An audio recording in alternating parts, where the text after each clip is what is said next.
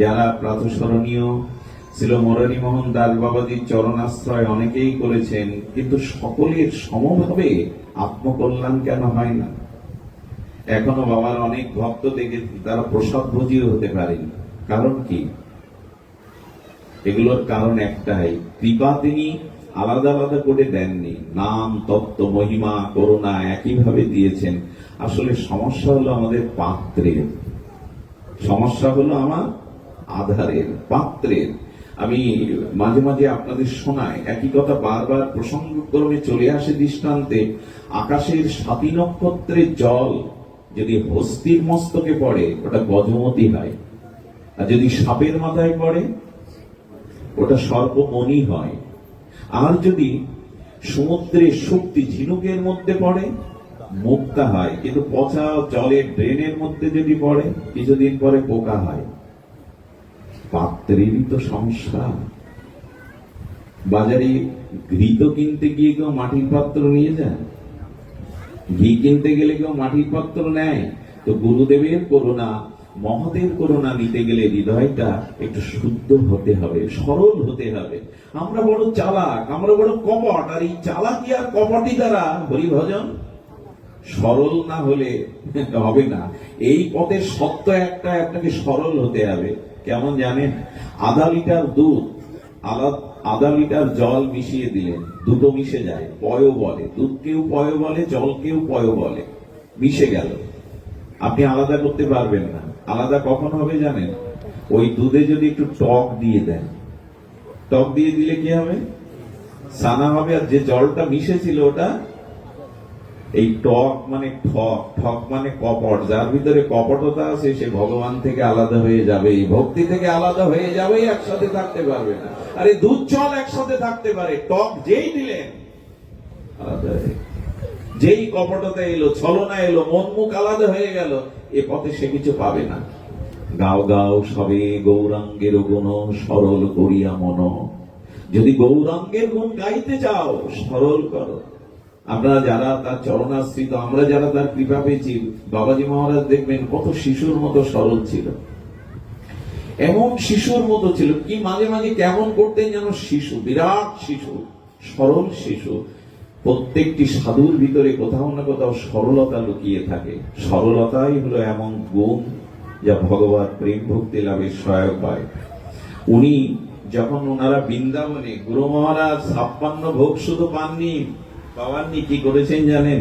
এক সময় বর্ষনার বিনোদ বাবা, আমাদের আচার্য প্রভু, এক সময় বৃন্দাবনের মাটিতে জন্মানো শাক লতা পাতা সিদ্ধ খেয়ে জীবন ধারণ করেছেন। ভালো কুঠিয়া ছিল না, ভালো তা। এখন বৃন্দাবনে তো নাগরিক সভ্যতা এসে গেছে, বিদ্যুৎ এসে গেছে, এসি এসে গেছে, জলের লাইন এসে গেছে, কিছুই ছিল না। গাছের তলে ক্ষুদ্র কুঠিরের মধ্যে বিদ্যুৎ নেই, যেখানে 50 ডিগ্রি গরম, কোন বিদ্যুৎ নেই, গাছের তলাতে ছায়ায় শুয়ে কাটিয়েছে। খাবার জোগাড় নাই, লতা পাতা সিদ্ধ করে মুরারি মোহনকে ভোগ লাগিয়ে প্রসাদ পেয়েছে। সাধুর জীবন খুব সুখের না, কঠোর সাধনা, কঠোর ত্যাগ বৈরাগ্য দ্বারা এদের জীবন গঠন হয়েছে। আরে একটা পাথরকে কেটে কেটেই তো মূর্তি বানাতে হয়। একটা সোনার অলংকার করতে গেলে কতটা আঘাত দিয়ে অলংকার তৈরি করতে হয়। যার জীবনে ত্যাগ বৈরাগ্য তিতিক্ষা নেই, তিনি কখনো সাধক হতে পারেন না, মহাপুরুষ হতে পারেন না। অনেক ত্যাগ তিতিক্ষা তাদের উপরে দিয়ে গেছে। বৃন্দাবনে এক বাঙালি সাধু রাজত্ব করবে, এটা সহজে হয় না। ব্রজবাসীরা সহজে মেনে নেয় না, কিন্তু বাবার মধ্যে ছিল এই ত্যাগ, এই সেবা, এই চরিত্র নিষ্ঠা। চাঁদে কলঙ্ক থাকতে পারে, আচার্য প্রভুর চরিত্রে কখনো কোনো কলঙ্ক ছিল না। আকাশের চাঁদ সকলঙ্ক হতে পারে, আচার্য প্রভু ছিলেন নিষ্কলঙ্ক। তার জীবন দর্শন এমনই ছিল। এই চরিত্রগুলো শুনতে হয় আর নিজেকে রাঙাতে হয়। আমাদের চরিত্র তাদের দ্বারা রাঙাতে হয়। ভজন কুটিরে থেকে ভজন করতেন তিনি। আমরা বেশিক্ষণ আলোচনায় যাব না, শুধু এইটুকু বলবো, তার জীবনে কয়েকটি বিষয় বড় প্রভাব ফেলেছিল। গৌড়ীয় বৈষ্ণব জগতে। একটি হলো তার সহজতা, বিলাসিতা তার জীবনে কখনো ছিল না। আমি একবার রাধাকুণ্ডে নিয়ম সেবায় দেখি বাবাজি মহারাজ আসছেন। আর উনি ছিলেন হ্যামিলনের বাসিয়ালার মতো। বাবা যেখানেই সেখানে হাজার হাজার যুবক সাধু সন্ত ওনার পিছনে। কি যে বাঁশির সুর ছিল ওনাদের মধ্যে, নিজের সন্তানকেই ঘরে নিয়ন্ত্রণ করতে পারি না, আর হাজার হাজার যুবক ত্যাগ বৈরাগ্যে তার পেছনে ছুটছ। এরা কি জানে এদের মধ্যে কি এক সম্মোহনী ক্ষমতা আছে ভক্তির? হাজার হাজার যুবক সব ছেড়ে দিয়ে তার পেছনে ছুটত। বাবার নিরড়ম্বর জীবন যেমন দেখতেন, ভোগীদের দ্বারা কি ত্যাগের কাজ হয়? দেখলাম বাবার চরণের দিকে তাকালাম, বৃন্দাবনের ওই তপ্ত রৌদ্রে ওই ওই কাকর ফুটে ফুটে বাবার পা দিয়ে রক্ত ঝরছে, ওদিকে খেয়াল নাই। কোথায় কোন বৈষ্ণব সেবা রাস বাড়িতে, কোথায় কোন সেবার জন্য বড় ব্যাকুল হয়ে পায়ে দেখি বিন্দু বিন্দু রক্ত লাভ আসছে। বাবাকে প্রণাম করতে গিয়ে বললাম, যে চরণ লক্ষ কোটি প্রাণ আশ্রয় নিয়ে এসেছে, চরণকে উনি যত্ন নেন না। যে কাপড়টা পরেছিলেন, বিশ্বাস করুন 3 মাস ব্রজের ধুলাতে তামাটে হয়ে গেছে, পুরো হয়ে গেছে। খুব অভাব না, খুব অভাব। কাপড়টা এমন কেন জানেন? কাছে না কেন, কাছে না কেন, কাছে না কেন জানেন? আমি শুনেছিলাম এক সাধুর মুখে, ব্রজের এই নিষ্কিঞ্চন মহাত্মারা ব্রজের ধুলি মেখে মেখে যে কাপড়টা তামাটে হয়ে যায়, ওটা পরেন কেন জানেন? রাধারানীকে বলেন, হে রাধে, হে প্রেমময়ী, আমার তো অনুরাগ নেই, আমার তো প্রেম নাই, উৎকণ্ঠা নাই, কিন্তু এই ব্রজ রেণুতে আছে, এই ধুলি মাখা কাপড় অঙ্গে মাংলে যদি ওই রেণুর কৃপায় আমার অনুরাগ হয়, আমারও পেতে হয়। তাই তারা ওই কাপড়টাই পরে থাকতেন, ওই কাপড়টাই পরে কাটাতেন। সাধুদের দেখেছি, বিশ্ববরেণ্য দার্শনিক আচার্য ত্যাগ বৈরাগ্যের মূর্তি, সরগোস্বামীর আনুগত্য, যিনি জঙ্গলে লুকিয়েই সবার অন্তরালে নিত্য সেই নিত্য লীলাতে ডুবে আছেন, পণ্ডিত প্রবার নৈয়ায়িক আচার্য শ্যামসুন্দর বড় পণ্ডিত বাবা। একবার দিয়ে দেখি রাধাকুণ্ডে ব্যাসঘেরায় পাঠ করছেন, 25 টাকার একটা ছেঁড়া চাদর গায়ে দিয়ে। লক্ষ লক্ষ টাকা সেটারা নিয়ে অনুনয় বিনয় করে, বাবা যদি একটু সেবায় লাগবে, এগুলো স্পর্শ করেন না তিনি। ছেঁড়া চাদর গায়ে দিয়ে বসে আছেন। সুধীবৃন্দ, এদের ত্যাগ, এদের বৈরাগ্য জগৎকে শিক্ষা দিয়ে গেছে। সনাতন গোস্বামী সর্বস্ব পরিত্যাগ করে ইন্দ্র সম ঐশ্বর্য, বৃহস্পতি সম জ্ঞান, রাজমন্ত্রী সনাতন, পথে যেতে যেতে শীতকালে তার কোন এক চিরচেনা আত্মীয় তার গায়ে নেপালের একটা দামি কম্বল চড়িয়ে দিয়েছিলেন, খালি গায়ে আছো তুমি রাজা। কাশী বিশ্বনাথে এই মুক্তি তীর্থে বারাণসীতে মহাপ্রভুর সাক্ষাতে গেলেন সনাতন। গিয়ে কি করলেন জানেন? প্রণাম করে যখন বসেছে, মহাপ্রভু দেখে আনন্দ পেলেন বটে, কিন্তু কিছুক্ষণ পর আর সনাতনের দিকে ফিরে তাকাচ্ছে না। সনাতন বলছেন, আমার অপরাধ কিছু ঘটেছে, কেন প্রভু আমার দিকে দৃষ্টি দিচ্ছে না? এরা বিজ্ঞ শিরোমণি, মহাপ্রভুর বিশেষ পরিকর। ইনি মনে মনে ভাবলেন, ও প্রভু যেন মনে মনে বললেন, ও সনাতন, সব রোগ যখন সেরে চলে এসছো, একটু রোগ কেন অবশিষ্ট রেখেছ? সবই যখন ছেড়ে আসলে এই দামি কম্বলটাও কেন তোমার গায়ে? তোমরা কাঙাল, তোমরা অন্য জীবকে ত্যাগ বৈরাগ্য শিক্ষা দেবে, এই দামি নেপালের ঘোট কম্বল কেন তোমার গায়ে?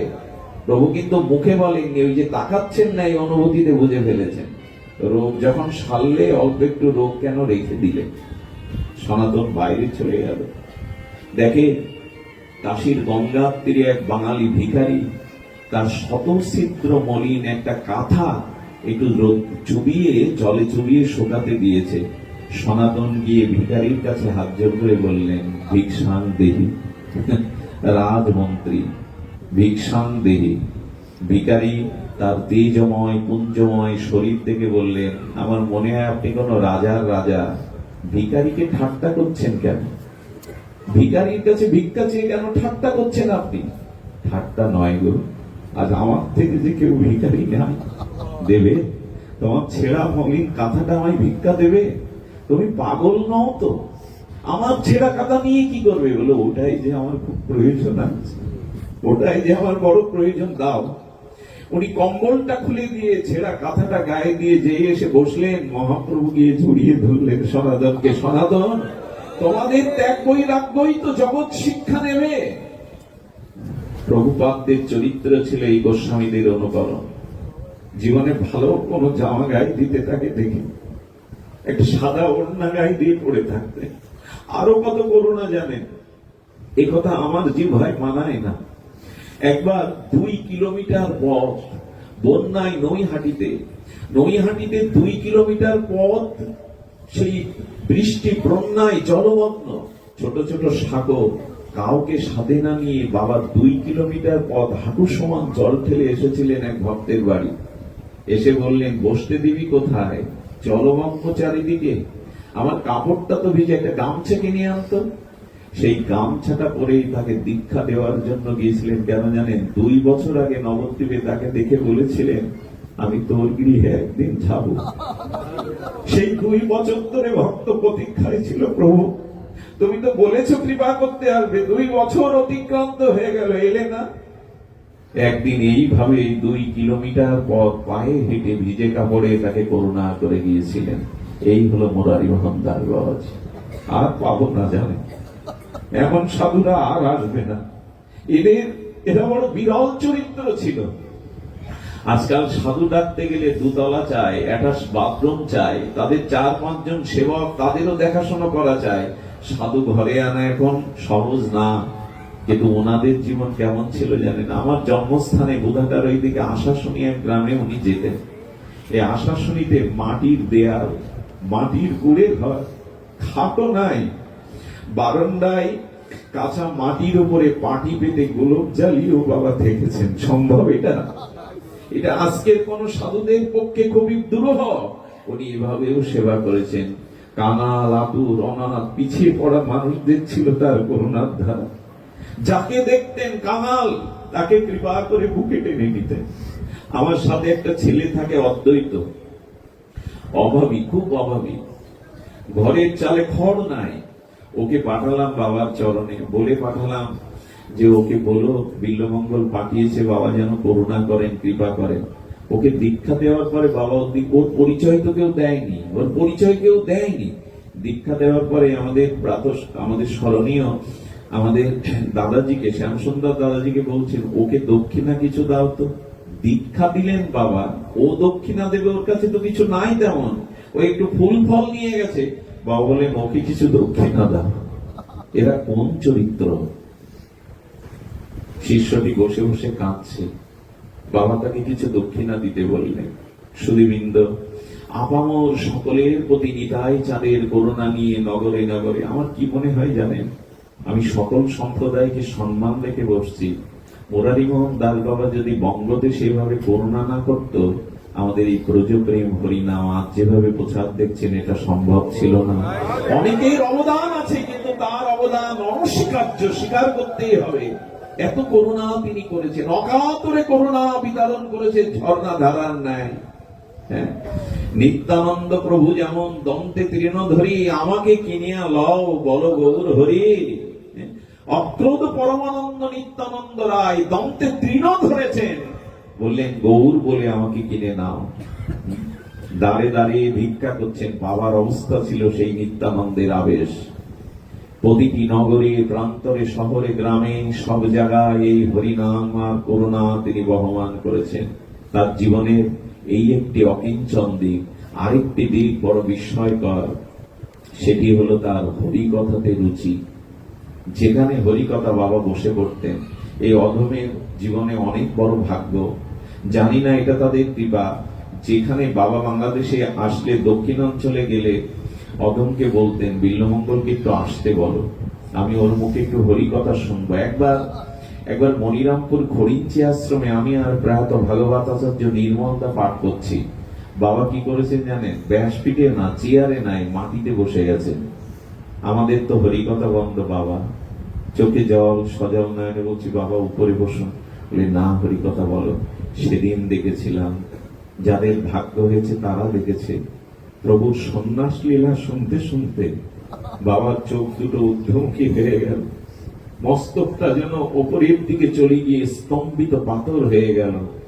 লাল সেই চোখ দিয়ে বিন্দু বিন্দু প্রেমস্ত্র পড়তে লাগলো, গাল শিগড়িয়ে লালা পড়তে লাগলো, যেন কোন স্তম্ভ রূপে এক এক মূর্তি, এক প্রেমময় মূর্তি সম্মুখে আমি অনেককেই দেখেছি, কিন্তু এরকম অষ্টসাত্ত্বিক বিকার বাবার মধ্যে হরিকথা শুনতে শুনতে আসতো। সেদিন ভাগ্য হয়েছিল তার এই দিব্য চিন্ময় অষ্টসাত্ত্বিক বিকারের লালার চোখের জল আঁচল ভরে নিতে। চোখকে যেন ঝর্ণার ন্যায় প্রেমাশ্রু বইছে। পাঠের পরে একান্ত ডেকে নিয়ে বুকের মধ্যে নিয়ে বললেন, রাধা কথা বলো, কৃষ্ণ কথা বলো, ব্রজের কথা বলো। সেদিনের সেই আশীর্বাদের ছোঁয়া এখনো মনে। আশা শুনিতে দীক্ষা দিচ্ছেন ঘরের মধ্যে। আমি বললাম, আমি এসছি, বাবাকে বলো না। আমি পাঠ করতে বসেছি, উনি দীক্ষা দিয়ে আর ঘরে দরজা নিয়ে গিয়ে সবার মধ্যে গিয়ে বসেছেন। পারবো তো? বিশ্ব যার চরণ বন্দনা করে, অনন্ত কোটি ভক্ত যার চরণকে অনুসরণ করে, তিনি গিয়ে সবার মধ্যে মাটিতে বসতেন পাঠ শুনতে। হরিকথাতে রুচি না হলে জানবেন ভগবত পথে এক পাও এগিয়ে যাওয়ার সম্ভাবনা নাই। শুধু কি আচার্য প্রভু, আমার মহাপ্রভু যেতেন গদাধর পণ্ডিত গোস্বামীর টোটা গোপীনাথে গিয়ে মহাপ্রভু মধুর কণ্ঠে ডাকতেন, গদাধর গদাধর। গদাধরের কাছে মহাপ্রভুর পরবর্তী আবেশ শ্রীনিবাস ঠাকুর গিয়েছিলেন। শ্রীনিবাস গিয়ে দেখে মহাপ্রভুর অন্তর্ধানে পাথরের মতো বোবা হয়ে গেছে, নীরব হয়ে গেছে, শোকে পাথর হয়ে গদাধর পণ্ডিত গোস্বামী এ জগতে যেন নাই, বিদায়ের জন্য প্রতীক্ষা করছে। গিয়ে প্রণাম করলেন, কিন্তু সাড়া নাই। পরের দিন শ্রীনিবাস এলো, যখন প্রণাম করছে তখন সেবক কানে কানে বলছেন, আচার্য মহাপ্রভুর দ্বিতীয় বলেবার শ্রীবাস এসছে আপনার চরণে আশীর্বাদ নিতে। শ্রীবাসের নামটা শুনে চোখ খুললেন, চোখ দিয়ে প্রেমাশ্রু বলছে আর বলছে, শ্রীনিবাস তুমি এসেছো? হ্যাঁ, মহাপ্রভু আমাকে বলেছে তুমি আসবে, তোমাকে আশীর্বাদ করতে। বলেন, প্রভুকে তো পেলাম না, আপনাকে পেয়েছি, আপনি একটু প্রভুর কথা শোনান।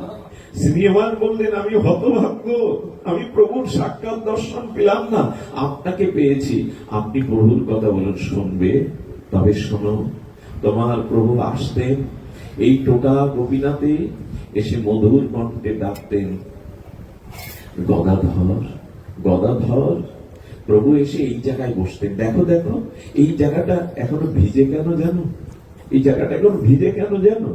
তোমার প্রভু এখানে বসে প্রতিদিন প্রহ্লাদ চরিত্র, ধ্রুব চরিত্র শুনতে শুনতে এত কাঁদতেন যে কাদায় হয়ে গেছে, এখন এখানে ভিজে গেছে।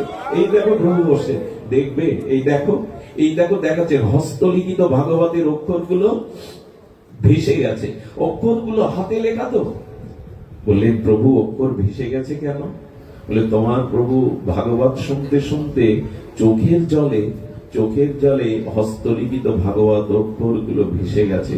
সুধীবৃন্দ, ভাগবত শুনে মহাপ্রভুর অশ্রুপ্লাবিত হয়ে হস্তলিখিত ভাগবতের অক্ষর ভেসে গেছে। আমাদের তো এমন হয় না। আচার্য প্রভুর চরিত্র এমন ছিল, রাধা কথা হলেই, নিতাই কথা হলেই তার চোখ দিয়ে ঝর্ণায় জল পড়ত। আমার কি মনে হয় জানেন, নিজে না কাঁদলে অন্যকে কাঁদানো যায় না। কৃষ্ণ বলে উনি নিজে কেঁদেছেন, গোবর বলে, নিতাই বলে, এই জন্য জগৎকেও গোবর বলাতে পেরেছেন, নিতাই বলাতে পেরেছেন। এই চরিত্র ছিল তার, এই দিব্য চরিত্রাবলীতে। নিত্যানন্দ প্রভুর করুণায় তিনি ছিলেন এই করুণার ধারায়। নগর প্রান্তরে সুদূর আমেরিকা থেকে বঙ্গোপসাগর, কোথায় তার করুণা বহমান হয়। আরেকটি যেটা সর্বশ্রেষ্ঠ গুণাবলী ছিল, যেটা গুরু প্রদত্ত আশীর্বাদ, সেটা হলো বৈষ্ণব সেবা, ভক্ত সেবা।